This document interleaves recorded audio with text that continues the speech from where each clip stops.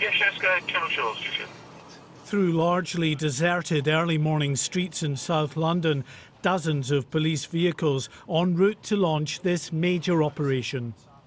Parked up in residential neighbourhoods, these territorial support group officers made the final part of their journey on foot so as not to alert their targets, so-called high-harm individuals involved in dealing Class A drugs like cocaine and heroin.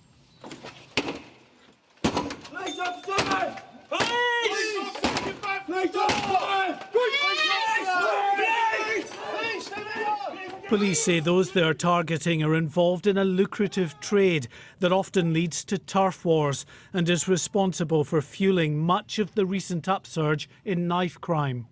The Mayor's office has provided extra funding for this 9-month-long operation. Hundreds of properties raided, more than 200 individuals arrested, many of those with a history of violence.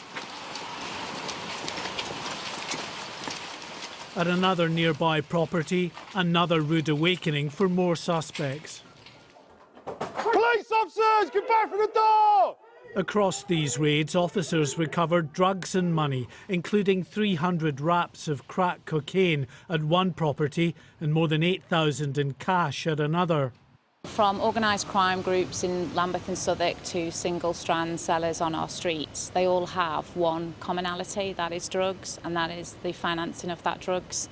So some days their relationships are fluid, they are friends, the next day they're arch enemies, but subsequently to that, violence is played out on our streets, and more importantly for our communities, it's the fear of that violence.